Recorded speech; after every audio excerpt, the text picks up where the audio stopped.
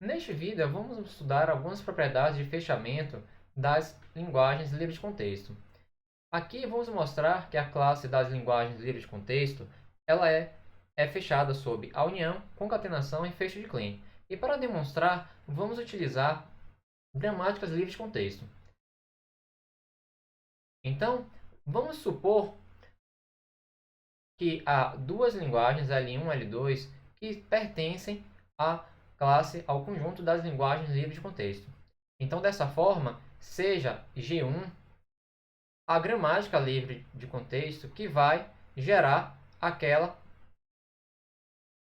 linguagem L1 e seja G2 a gramática livre de contexto que vai gerar a linguagem L2.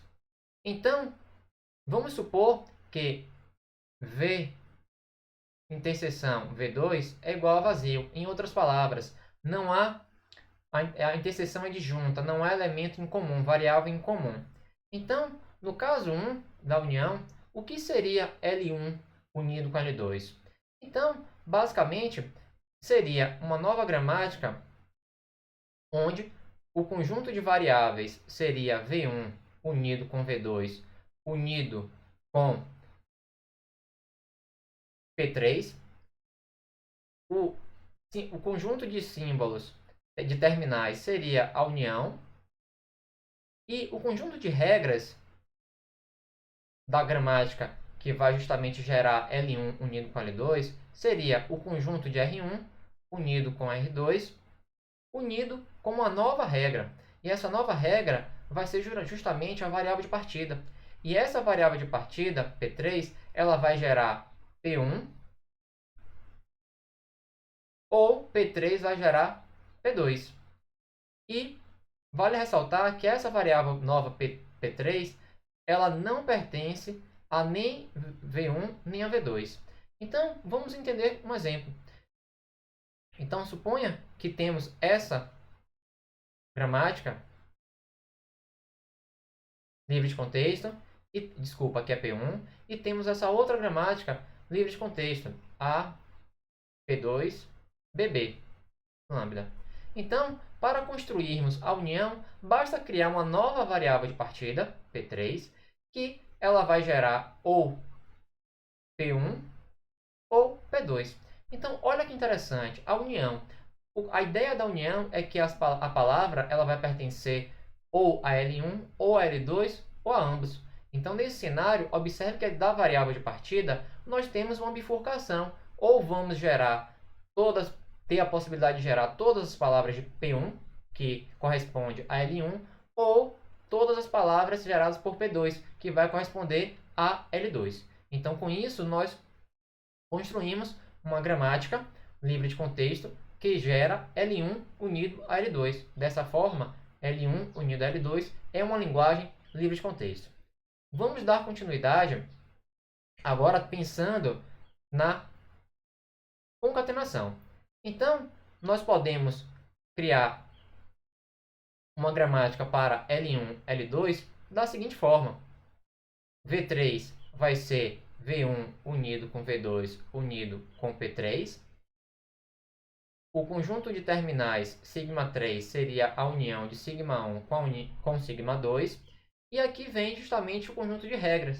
Então, nós teríamos as regras de 1 unido com as regras de 2, unida com um conjunto que vai conter uma regra bem trivial, que é justamente P3, que é a nova variável de partida, gerando P1 seguido de P2. Lembrando que P3 é um novo símbolo que não pertence a nenhuma das variáveis da gramática G1 e nem da gramática G2.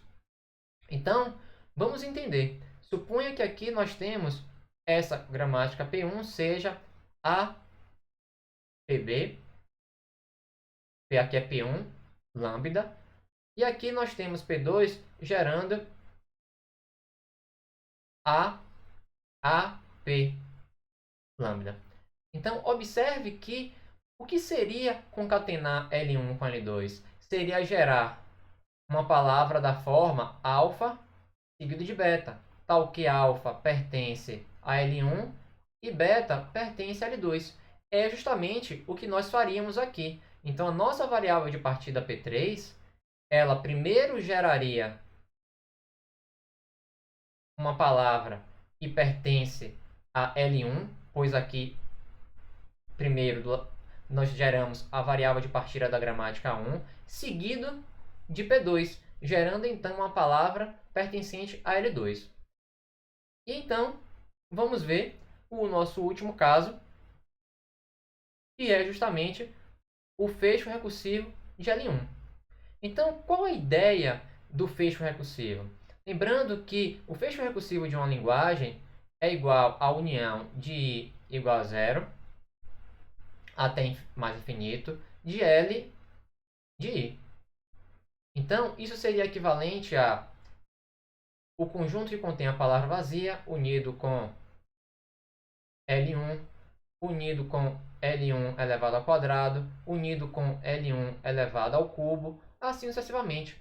Então, observe que como nós podemos alterar a gramática de L1 para fazer com que geremos a palavra vazia. A própria gramática de L1 já gera L1. Então, nós devemos encontrar meios de gerar a palavra vazia e daqui para frente. Mas observe que daqui para frente, de L1 ao quadrado para frente, é justamente concatenações seguidas. Então, L1 ao quadrado é L1, L1. L3 ao quadrado é L1, L1, L1. E assim sucessivamente. Então, vamos apresentar a resposta. Então, o novo conjunto de variáveis seria V1 unido com uma nova variável de partida. Sigma 3 seria igual a sigma 1. E as regras? As regras seriam as regras de 1 unido com variável de partida gerando lambda, e esse lambda é referente a L1 elevado a zero, e P3 gerando P1, que é justamente a variável de partida da gramática L1, P3.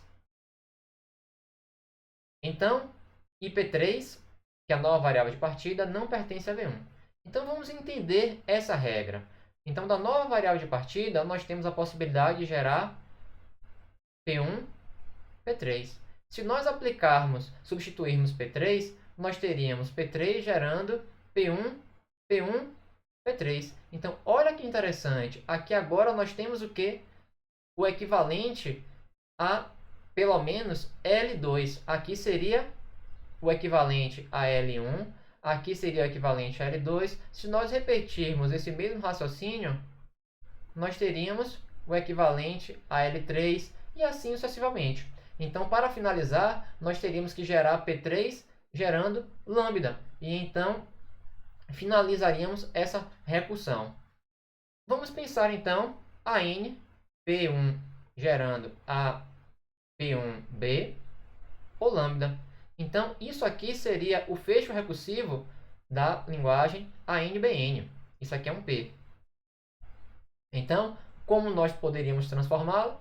Simples, criando uma nova variável de partida, onde P gera lambda, ou P gera P1, P3. Desculpa, é P3. P3 gera lambda, ou P1 concatenado com P3. Então, dessa forma, nós mostramos que a classe das linguagens livres de contexto é fechada sob a união, a concatenação e o fecho de Klein.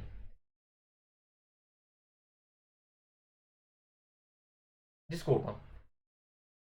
Porém, nós podemos mostrar que a classe das linguagens livres de contexto ela não é fechada sob a interseção.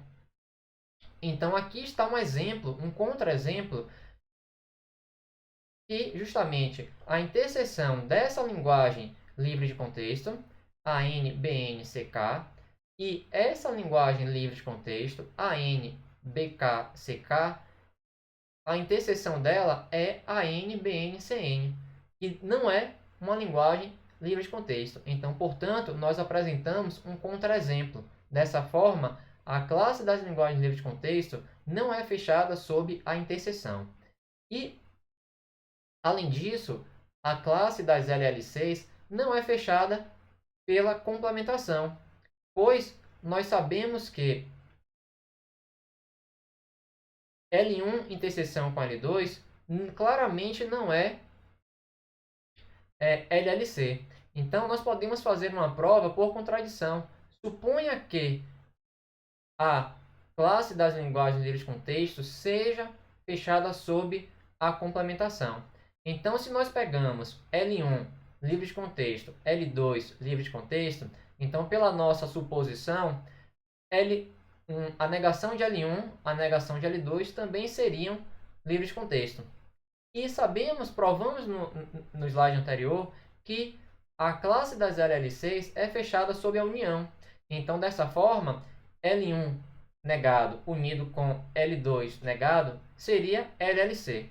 E usando mais uma vez a suposição de que a classe das LL6 é fechada pela complementação, nós poderíamos negar toda essa parte de baixo e o resultado seria também LLC. Mas veja que mostramos que negar isso, que na verdade é aplicado em Morgan, então negamos o primeiro. Então a negação da negação de L1, isso é igual a L1.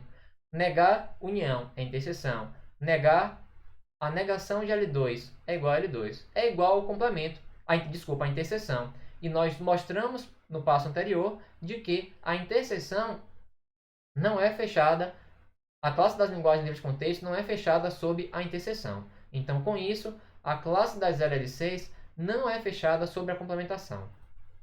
No próximo vídeo, vamos estudar um teorema bastante importante. Muito obrigado.